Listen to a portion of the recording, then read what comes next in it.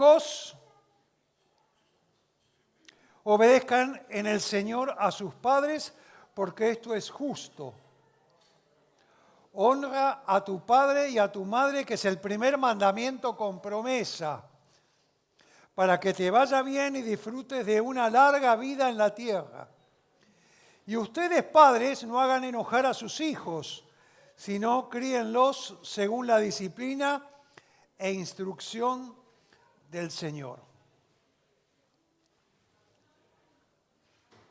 ¿Qué es una madre? ¿Qué es lo que hacen las madres? ¿Por qué Dios en este pasaje nos manda que debemos honrar a las madres? Bueno, yo puse algunas cositas acá que creo que todos más o menos van a coincidir.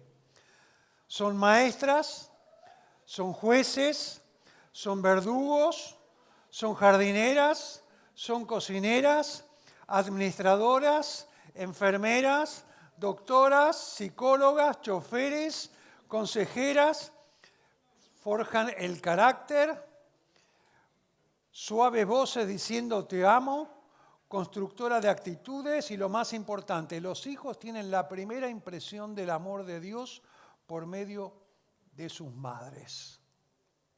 Pero no es suficiente, dice, tiene besos que puede sanar desde un dedo roto hasta un corazón desilusionado. Tiene abrazos que infunden confianza. Funciona aún con solo una taza de café y lo que dejaron los demás. Yo siempre me acuerdo de cuando mi padre nos había dejado con mamá y los 4 hijos, ¿no? Cuando uno llegaba a la bandeja con la comida, ¿no? Y cómo a veces estaba medio justo, ¿no? Pero ¿vieron cómo son las madres? No, comé vos, comés vos, comés vos. No, yo después veo. Siempre priorizando a los hijos. Pero eso no es nada. Solo tiene 2 ojos, pero puede ver como si fueran 6. Ve a través de las puertas. Cuando ella pregunta, niños, ¿qué están haciendo allí adentro? Ella ya lo sabe. Además, puede comunicar amor y muchas otras cosas sin decir una sola palabra. Tiene la habilidad de curarse sola, de alimentar a una familia de 6 personas con las sobras del día. Además, tiene la habilidad de convencer a un niño de 9 años que se bañe. Qué lindo, ¿no? Pero con esta descripción de las madres yo creo que vamos a entender un poquito más acerca de la mamá de Juan y Santiago en el pasaje que leímos. Mateo capítulo 20, versículo 20 dice, entonces la madre de Jacobo y de Juan junto con ellos se acercó a Jesús y arrodillándose le pidió un favor. ¿Qué quieres?, le preguntó Jesús. Ordena que en tu reino uno de estos 2 hijos míos se sienta a tu derecha y el otro a la izquierda. Jesús les respondió, ustedes no saben lo que están pidiendo, les replicó Jesús. ¿Puede acaso beber el trago amargo de la copa que yo voy a beber? Sí, podemos. Ciertamente beberán de mi copa, les dijo Jesús, pero el sentarse a mi derecha o a mi izquierda no me corresponde concederlo, eso ya lo ha decidido mi Padre. La mamá de Juan y de Santiago, Jacobo, Santiago, sabía que sus hijos formaban parte del círculo selecto de los apóstoles, en donde también, por supuesto, estaba Pedro, y acababa de escuchar la parábola de los obreros contratados. ¿Se acuerdan los obreros? Uno que vino a la mañana, el otro que vino al mediodía, el otro casi llegó cuando ya se terminaba el día, y todos cobraron por igual, y a todos se les prometió el mismo sueldo. Entonces ella pensó, ¿acaso mis hijos no van a tener ninguna autoridad en el reino de Dios? Y por eso cuando tuvo la oportunidad vino a Jesús y le dice, di que estos 2 hijos míos se sienten, el uno a la derecha y otro a la izquierda, en tu reino. Ahora, quiero en este Día de las Madres hablarles sobre 2 cositas muy breves, ¿no? Porque después vamos a tener el mensaje de enseñanza del día de hoy. La madre oró, pidió para que pudieran tener su parte en el reino de Cristo. O sea que lo más importante que una madre puede pedir, independientemente de que Obviamente que queremos que nuestros hijos no se droguen, que estudien, que tengan buenos valores, buena conducta, que tengan un proyecto de vida. Oren para que sus hijos puedan conocer a Jesús. En la segunda parte voy a hablar sobre este tema. Porque ¿de qué servirá, dice la Biblia, si ganaras todo el mundo y perdieres eternamente tu alma? Y esta mañana tenemos padres que tienen hijos, que yo sé que los aman y sé que sus hijos saben que ustedes vienen, pero no están acá esta mañana. Oren para que ellos conozcan al Señor, para que la perspectiva sobre la vida, y vuelvo a repetir, no es importante, que es importante, por supuesto, terminar el primario, el secundario, estudiar, recibirse en una facultad, todo eso es muy importante, pero todo tiene una perspectiva temporal, tiene que ver con el reino de este mundo, pero qué triste que algún día nosotros tengamos partir y con esa preocupación ahí entre el lecho de muerte, entre el cielo y la tierra, tengamos el peso en nuestro corazón. ¿A dónde estarán nuestros hijos el día que no estemos? Y esta madre oró porque quería que sus hijos estuvieran uno a la derecha y otro a la izquierda, allí con Jesús. En segundo lugar, oró para que sus hijos estuvieran involucrados allí en el trabajo, en el reino de Dios. No solamente quería que estuvieran con Él, sino que hay una razón. Quisiera que mis hijos estuvieran allí como mentor con Jesús, haciendo cosas para las cuales Jesús quiere que hagamos mientras estemos en esta tierra. Y el gran desafío también en la segunda oración que debería tener una madre, no solamente que nuestros hijos conozcan al Señor, sino que su vida tenga un propósito de eternidad en la obra de Dios. Nosotros ya estamos viejitos, en cualquier momento estamos ahí partiendo y dejamos de tocar la guitarra. ¿Dónde está la guitarra? La guitarra y tocamos el arpa. Pero ¿quién se va a quedar? ¿Quién va a enseñar? ¿Quién va a predicar? ¿Quién va a continuar hasta que el Señor venga la obra? Así que ella tenía esa expectativa de que también sus hijos estuvieran involucrados. Y en tercer lugar, tenía grandes expectativas con sus hijos. ¿Por qué? Porque quería que se sentaran uno a la derecha y otro a la izquierda. Y yo les pregunto a las madres y también hoy a los padres, ¿qué expectativa tenemos con nuestros hijos? ¿A dónde quisiéramos verlos? ¿Cuál es la visión, padres y madres, que tenemos para nuestros hijos? La visión es un cuadro futuro que nosotros queremos ver en un tiempo hecho realidad. Pero para que esa visión se cumpla, hay una misión. Y esa misión tiene metas. Entonces tenemos que poner pequeñas metas para nuestros hijos, para que cumplan con una misión y alcancen la visión y el propósito por el cual Dios los quiere en este mundo. Entonces hay que orar por el primer paso. La iglesia tiene como un lema: te ayudamos a dar tu próximo paso con Dios. Quizás no está viniendo. Bueno, orá para que venga o para que se integre a algunos de las tantas reuniones que tenemos. Ustedes ya vieron ahí, hay una que se anunció para la semana próxima, hay una que tuvimos esta semana, para que tus hijos se integren en las reuniones de jóvenes. Tenemos para jóvenes menores, jóvenes mayores, tenemos para matrimonios jóvenes, para que se integren, para que empiecen a descubrir el propósito de Dios para su vida. Así que quiero leerles una mini historia y con esto terminamos esta primera parte.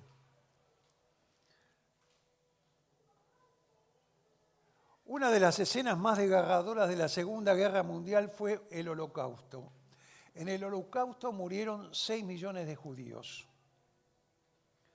Salomón Rosenberg, su esposa y 2 hijos fueron arrestados y llevados a un campo de concentración. Allí las reglas eran simples. Si puedes trabajar, se te permite vivir cuando estés débil. Y no dejas de trabajar, eras exterminado. Salomón un día vio que sus papás fueron llevados a la cámara de gas. Y él sabía que el próximo era David, su hijo, porque siempre había sido débil. Todos los días llegaba al final de la dura labor y buscaba a su esposa y sus 2 hijos. Cuando los veía arrinconados en el suelo tratando de descansar, daba gracias a Dios por haberles permitido un día más de vida. Un día no encontró a David, solo a Joshua. Y le preguntó: Joshua, dime que no es verdad. Dime que no se llevaron a David. Papá, la verdad es que se lo llevaron. Hoy David no pudo trabajar tanto. ¿Y tu mamá? ¿Dónde está? Es que David estaba llorando porque tenía mucho miedo. ¿Y qué pasó? Pues que mamá le dijo: David, no tienes que temer nada, yo voy a ir contigo. Y se los llevaron a los 2. El amor de la madre es el mayor amor y el más cercano al amor de Dios.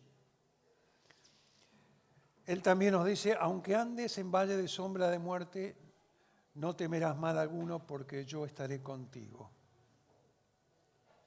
Ese es el amor de Dios, el amor de una madre. Dice la Biblia que cuando conocemos a Cristo, el amor de Dios es derramado en nuestros corazones. El que no tuvo ser igual a Dios como algo a que aferrarse, murió en una cruz, se humilló, dejó la gloria de los cielos por amor a cada uno de nosotros. Que en esta mañana Jesús también pueda derramar ese amor en tu vida. El único lugar donde Jesús no puede estar es donde no se lo invita. Y ese es tu corazón. ¿Por qué en esta mañana no pensamos en la madre de Zebedeo, que tenía un sueño, una visión para sus hijos, que conocieran al Señor, que trabajaran en las cosas de Dios? Pero también, si no lo tienes a Jesús en tu vida como tu Salvador, Él murió en la cruz para perdonar tus pecados, para limpiarte de toda maldad. Y hoy puede ser un día de salvación para tu vida. Dice: el que viene a mí yo no lo echo afuera. Quizás es una linda oportunidad, mamás, papás, para tomar la mejor y la más importante decisión de tu vida: hacer de Jesús el Salvador de tu alma. Vamos a cerrar nuestros ojos y vamos a orar. Padre, te damos gracias en esta mañana por cada madre. Gracias porque su amor es casi tan incondicional como el que tú tuviste para con nosotros. Porque nosotros hemos sido lo menospreciado, lo que no es. Y sin embargo, por nosotros entregaste a tu Hijo en la cruz del Calvario para que con su sangre pueda limpiar nuestros pecados. Si en esta mañana aún Jesús no limpió tus pecados,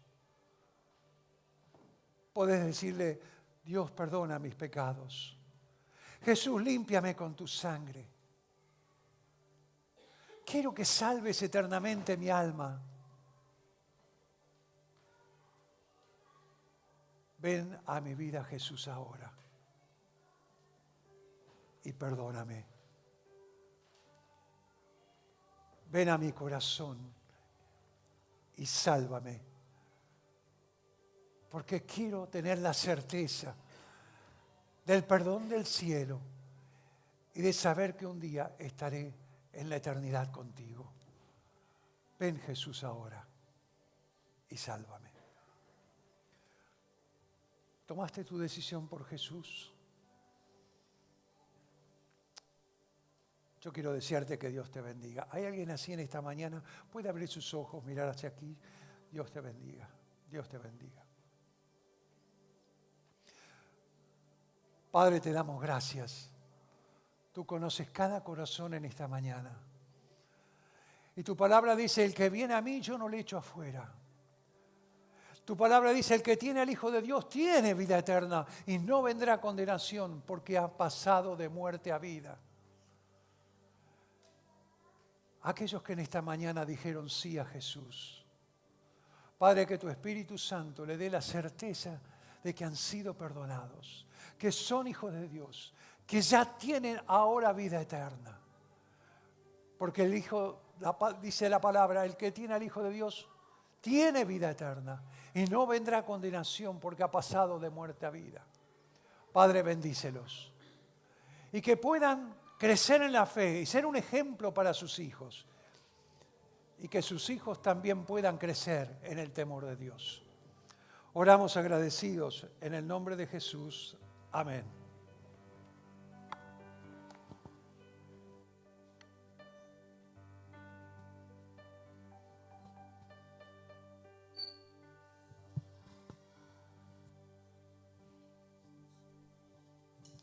Nos ponemos de pie, vamos a cantar juntos una canción.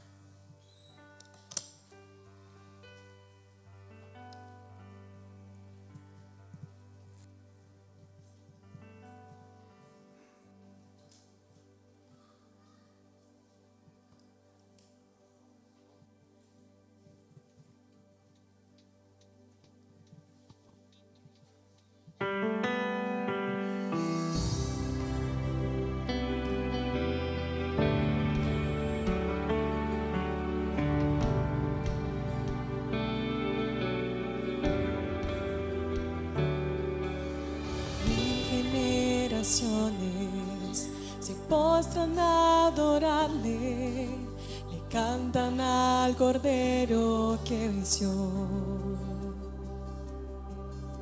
Los que nos precedieron y los que en él creerán, le cantarán a aquel que ya venció.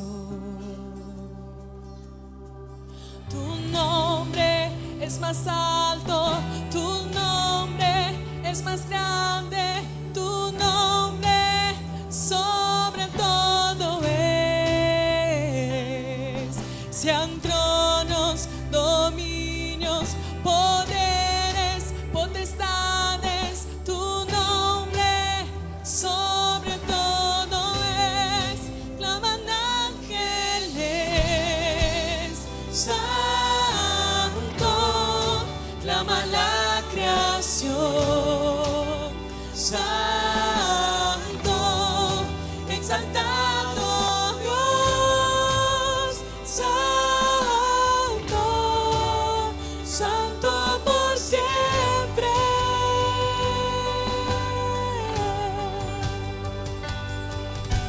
Si te he perdonado, tienes salvación, cántale al Cordero que venció. Si te ha libertado, su nombre ha puesto en ti, cántale al Cordero que venció. Cantaremos siempre a él, claman ángeles, santo, clama la creación, santo, exaltado Dios, santo, santo por siempre. Canta el pueblo al Rey, santo, soberano es Él, santo, y por siempre es santo, santo por siempre.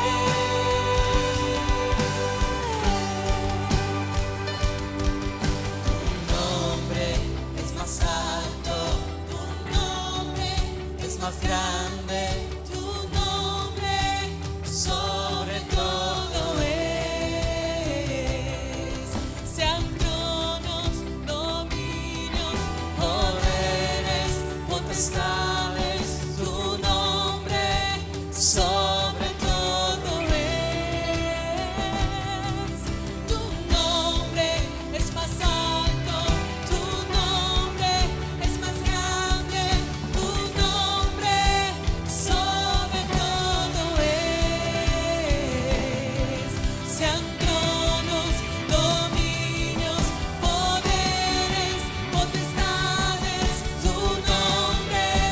sobre todo estaban ángeles, santo, clama la creación, santo, exaltado Dios, santo, santo por siempre.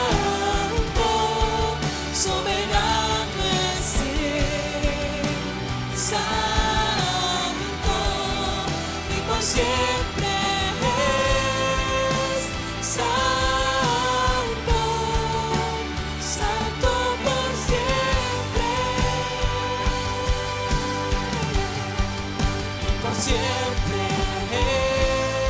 es santo, santo por siempre. Solo las voces claman ángeles, santo, clama la creación, santo, exaltado Dios, santo, santo por siempre. Canta el pueblo al Rey. Canta el pueblo al Rey, santo, soberano es Él, santo, y por siempre santo, santo por siempre. Podemos tomar asiento, iglesia, muchas gracias.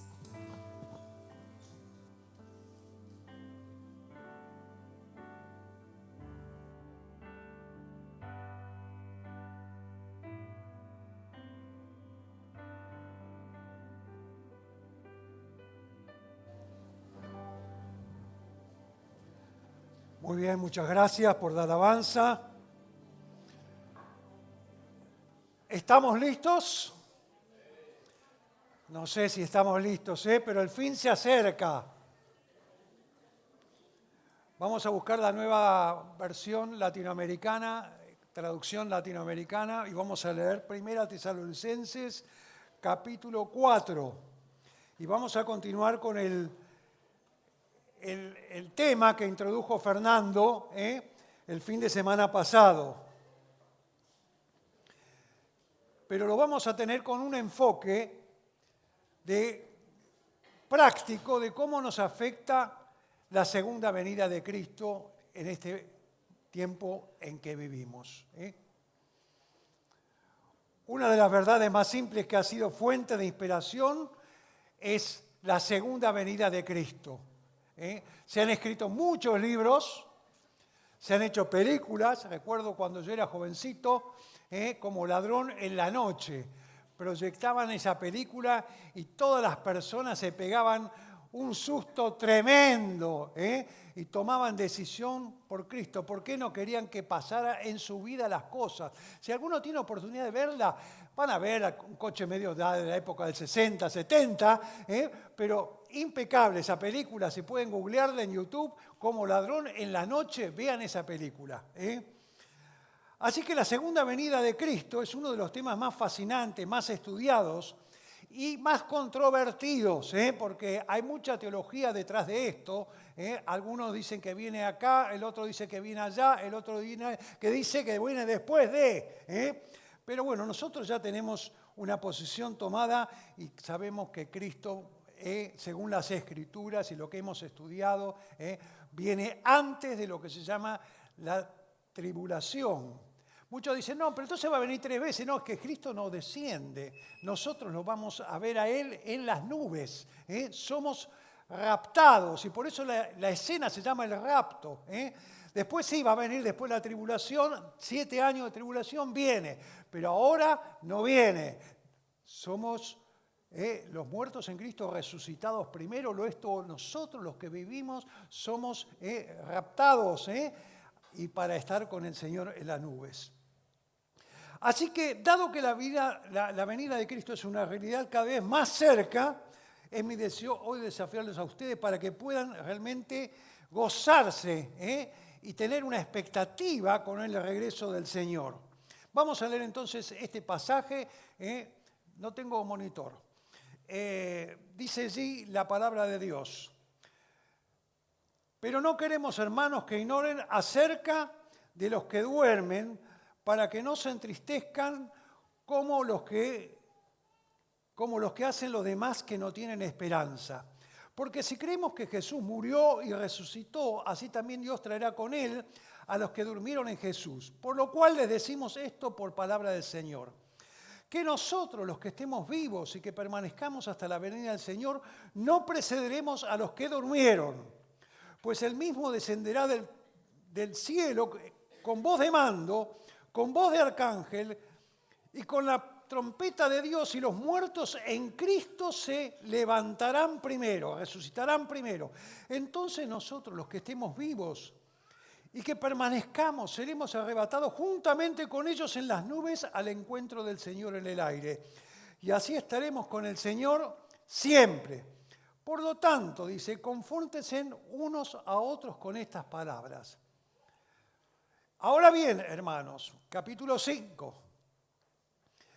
Con respecto a los tiempos y a las épocas, no tienen necesidad que yo les escriba nada, pues ustedes mismos saben perfectamente, atención, que el día del Señor vendrá como un ladrón en la noche, que cuando estén diciendo paz y seguridad, entonces la destrucción vendrá sobre ellos repentinamente como dolores del parto a una mujer que está encinta y no escaparán. Pero ustedes, dice, hermanos, no estén en las tinieblas para que el día los sorprenda como ladrón, porque todos ustedes son hijos de luz e hijos del día.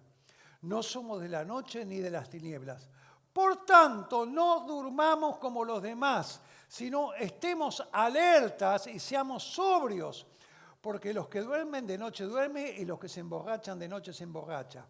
Pero puesto que somos del día, seamos sobrios, habiéndonos puesto la coraza de la fe y del amor, y por casco la esperanza de la salvación.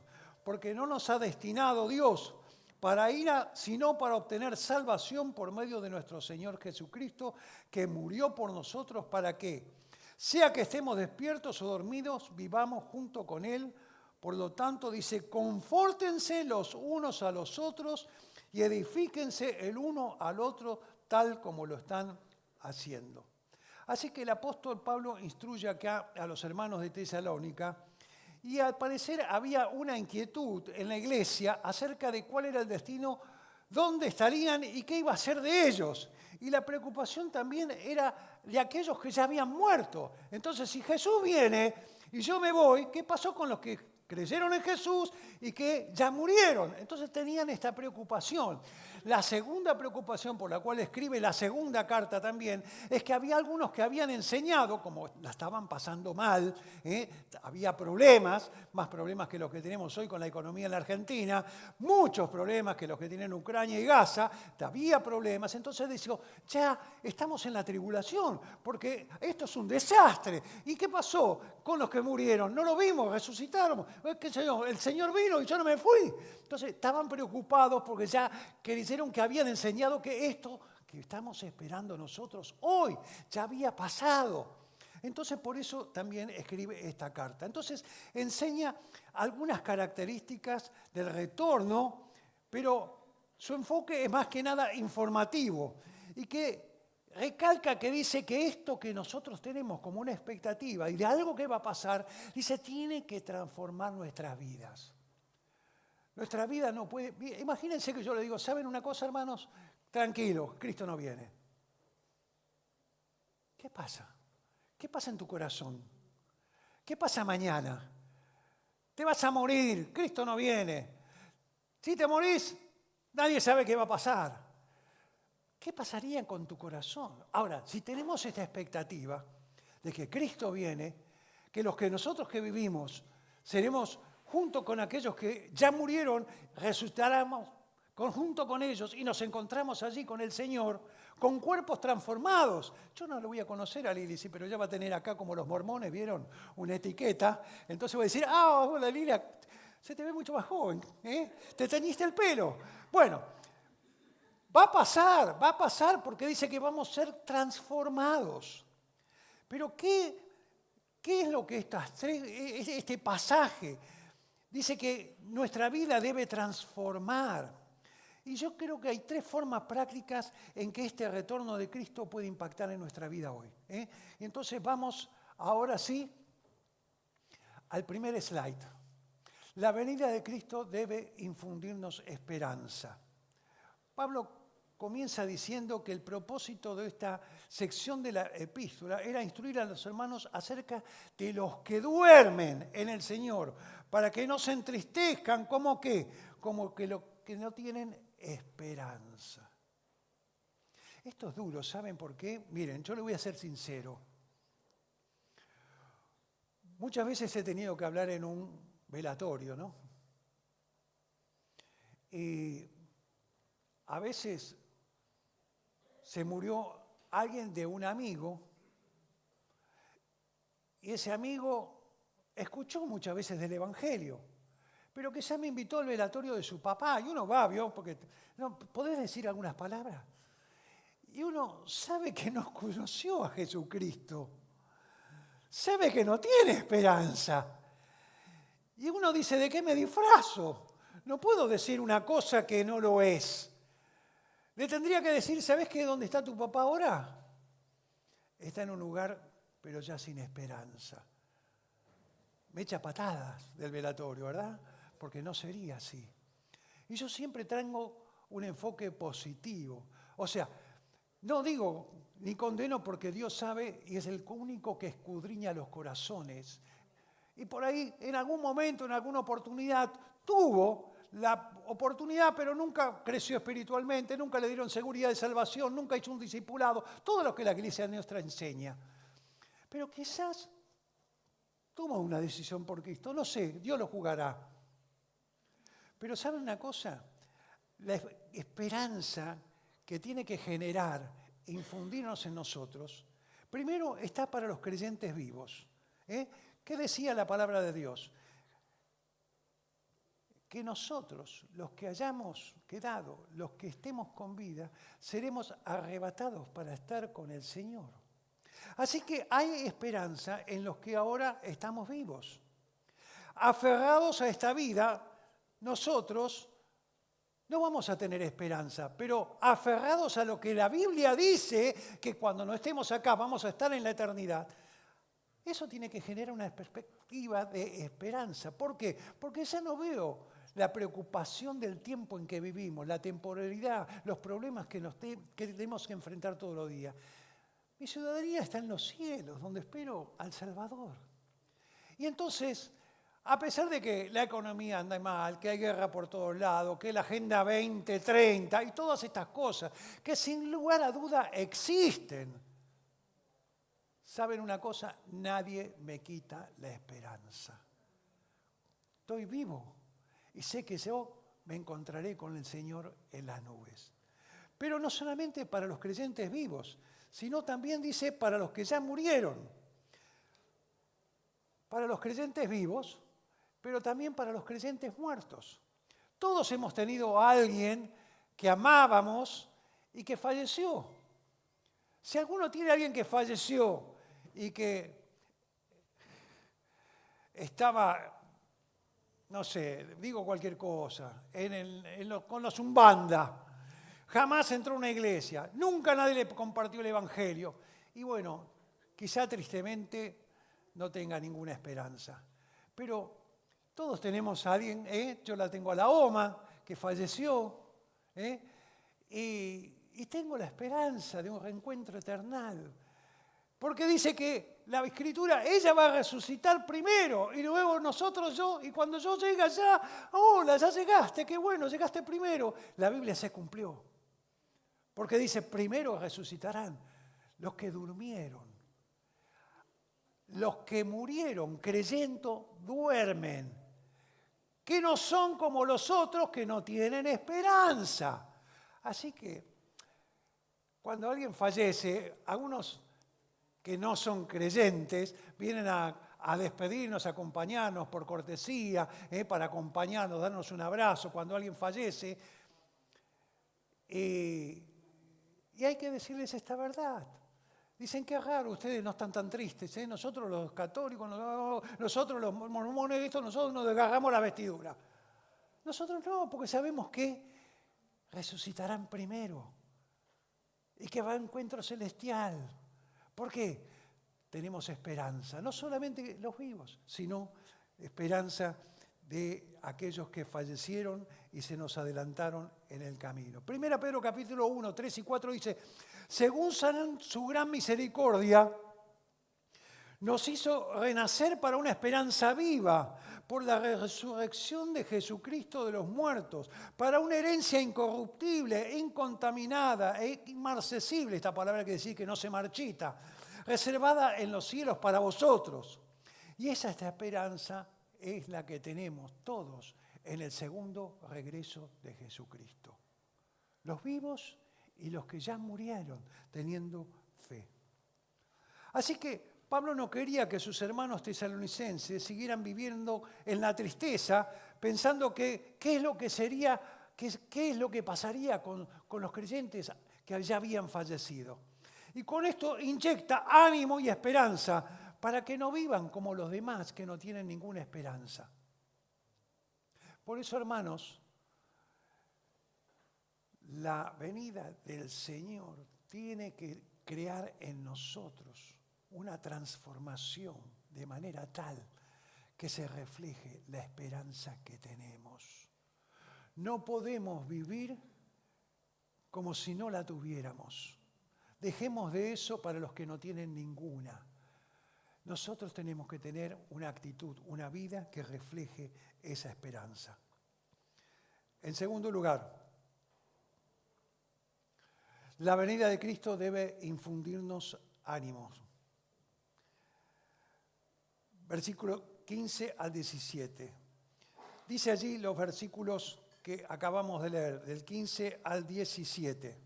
Vamos a leerlo nuevamente, así los recordamos.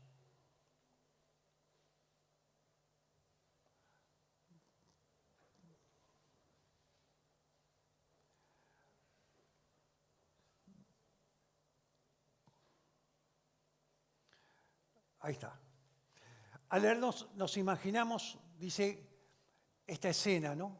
Que el Señor vendrá con trompeta, con voz de mando, de arcángel.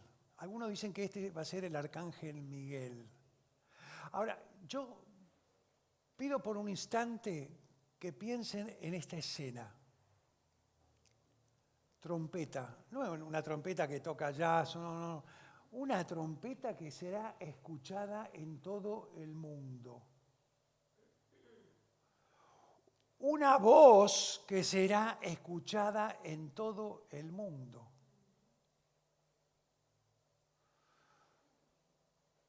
Yo digo, parece una de estas películas de Netflix que uno está agarrado en el sillón, ¿no?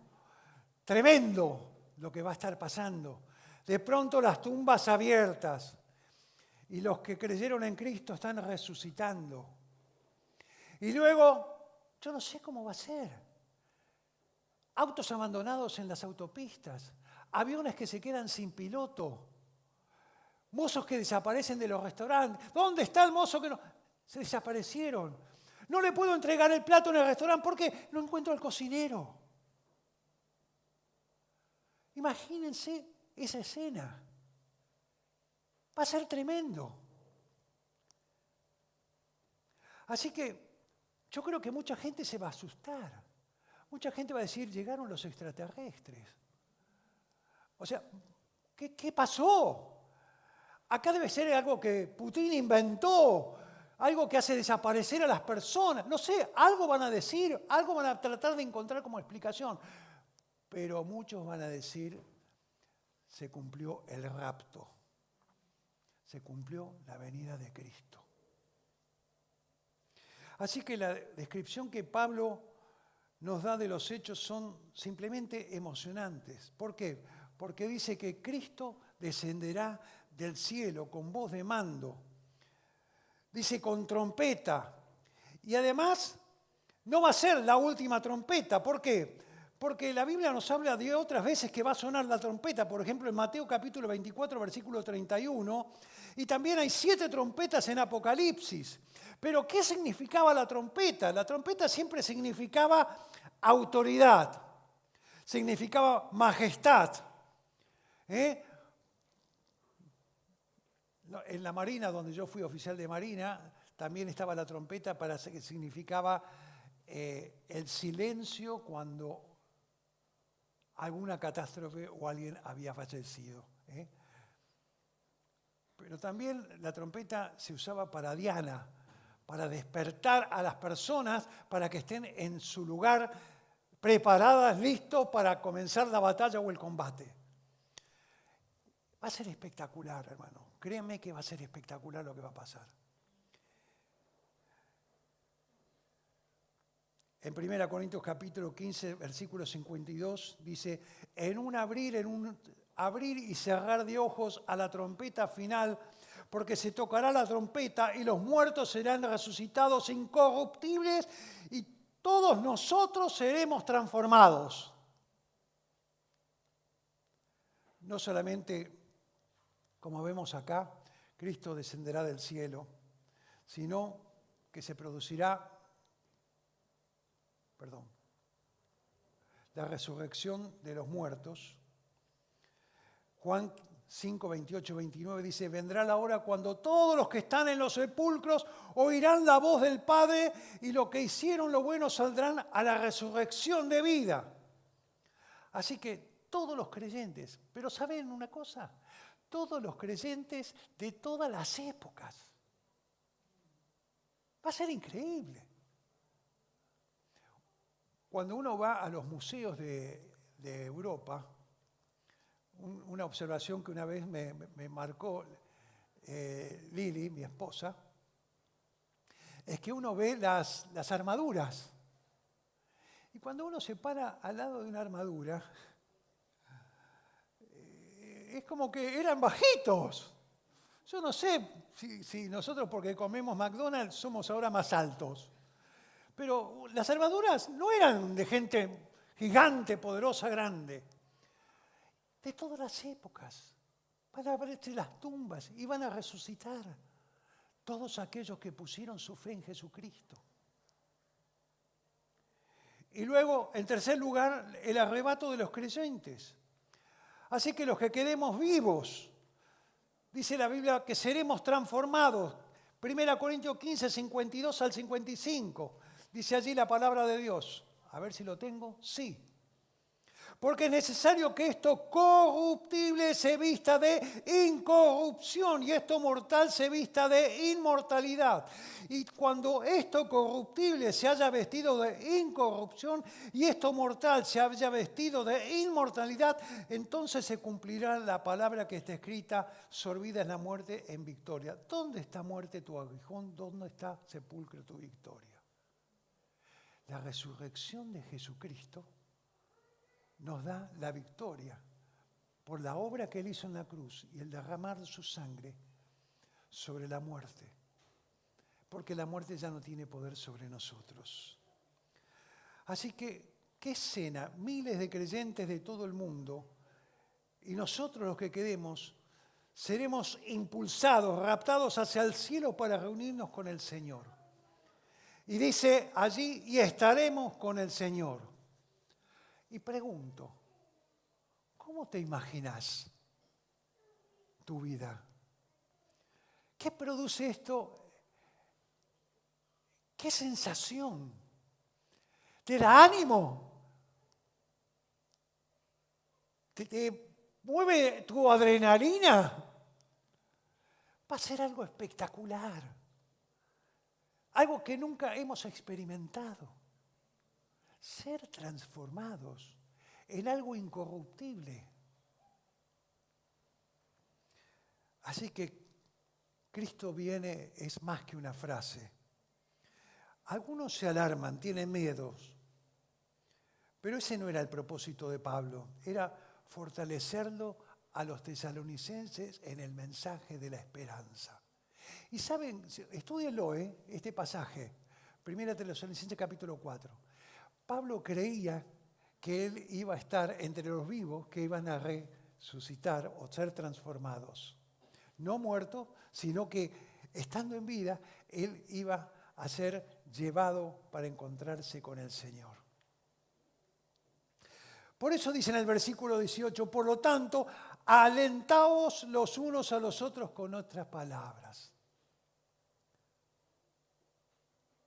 Alentarse, animarse los unos a los otros con esta esperanza, con estas palabras. Y termino. Por último, la venida de Cristo nos debe motivar a estar en alerta permanente.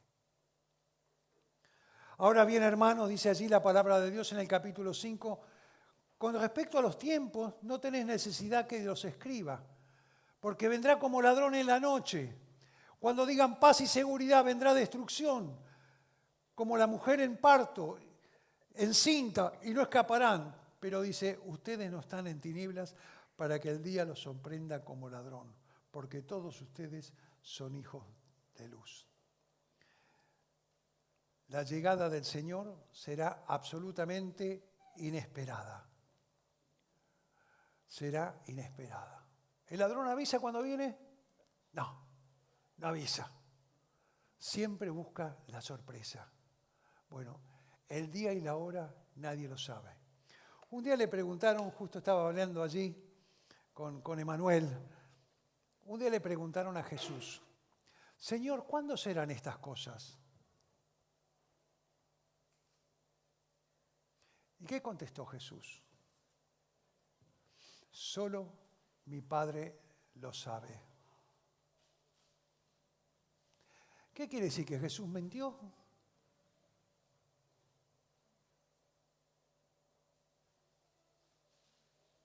¿No lo sabía? No lo sabía. No lo sabía. Y eso nos muestra, ¿qué cosa? La humanidad de Jesús. El que no tuvo el ser igual a Dios como cosa a aferrarse, sino que tomando forma de hombre de siervo se humilló a sí mismo hasta la muerte de cruz. Los clavos le dolieron, traspasaron su cuerpo con su lanza, la corona de espinas, la sangre, la humillación, los látigos, absolutamente le dolió. Por eso pudo llorar mirando a Jerusalén y se conmovió por la incredulidad de ese pueblo. Y por eso no lo sabía. Pero dice la Biblia que somos luz, que por eso no nos debe sorprender. Y por eso el desafío que mientras Cristo viene y hecho viene, debemos vivir con el temor de Dios. Debemos compartir el Evangelio con los que aún no tienen esperanza. Tus hijos son todos del Señor. Tus hijos están viniendo, se están alimentando, se están fortaleciendo en la fe. Todos tenemos dones espirituales, hermanos. Algunos tienen que predicar, otros tienen que servir, otros tienen que enseñar, otros hacen misericordia. Pero todos hemos sido rescatados con un propósito. Y se nos ha dado la capacidad sobrenatural para hacer algo en la voluntad de Dios. Y la iglesia es el cuerpo de Cristo. Y ese cuerpo tiene miembros. Y algunos miembros tienen que hacer una cosa y otros tienen otra, como el mismo cuerpo mío. Lo que hace la pierna no lo hacen los brazos, lo que hace los brazos no hace la pierna, lo que hace los ojos no lo hacen los oídos. Y cada uno tenemos una responsabilidad dentro del cuerpo. Si alguien no hace lo que tiene que hacer, el cuerpo está débil, está enfermo, no cumple totalmente su función. Y todo esto lo tenemos que hacer, pero lo tenemos como una oportunidad. ¿Hasta cuándo? Hasta que Cristo venga. Después no tendremos nada que hacer, solamente adorar y alabar a Dios en los cielos. Así que debemos gozarnos cada día, sabiendo que cada día que pasa es un día menos, que estamos más cerca. Aferrándonos a la esperanza que tenemos y no a lo temporal que vemos, animándonos unos a otros. Y entonces la gran pregunta que tengo final es, ¿estás preparado para encontrarte con el Señor?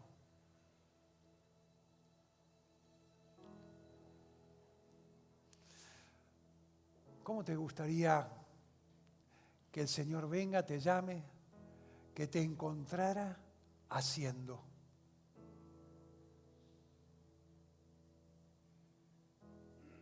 Si Jesús viniera hoy, estarías diciendo, Señor, desperdicié mi tiempo, mi vida. Señor, no me preparé para hacer lo que tenía que hacer. Señor, sé las cosas que tengo que hacer, pero pasan delante de mí y no siento que tengo un compromiso por ellas. ¿Estás preparado? Puede ser que este sea el último mensaje que escuchen, porque el día y la hora no nadie lo sabe. Pero la mayoría de las profecías ya se cumplieron. Así que estamos viviendo como hijos de luz, estamos siendo sal donde hay corrupción, estamos iluminando donde hay oscuridad. Vamos a tomarnos un minuto para pensar en esto que escuchamos en esta mañana. Y quizás algunos tengan que decirle, Señor, perdóname, no ha sido lo más importante de mi vida. Señor, estoy en deuda. Quizás alguno diga, no tengo que aflojar. Otros diga, ya llego a casa y converso con mis hijos.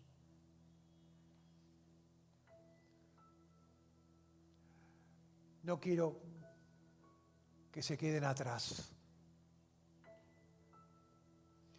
Quizás otro diga, me tengo que preparar para ser el líder del hogar, para edificar a mis hijos en la palabra.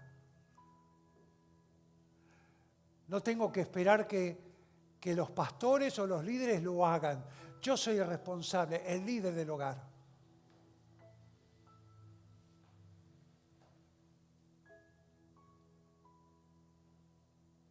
Cada uno conoce, y Dios conoce tu vida. Cada uno conoce suya.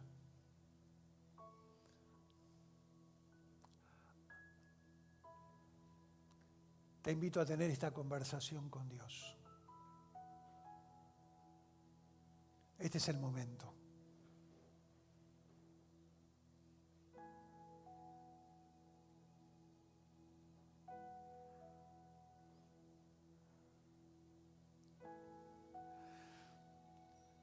Dios y Padre, te damos gracias en esta mañana. Señor, todos sabemos que tenemos que dar un paso más para hacer tu voluntad, para comprometer nuestra vida.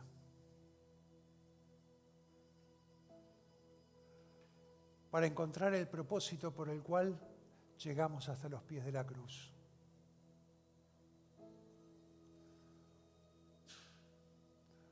Señor, así como tú dices que Dios retarda su venida, esperando que todos procedan al arrepentimiento. Sabemos, Señor, que tú quieres salvar a más personas, pero tú quieres utilizar también para tu gloria, para la extensión del reino, para hacer un impacto en el trabajo, en la familia, en el barrio, a cada uno de los que estamos en esta mañana. Ayúdenos, Señor, con tu Espíritu. Fortalece nuestras convicciones que podamos hacer un trabajo de la excelencia, aferrados a los principios y a las enseñanzas de tu palabra. Danos disciplina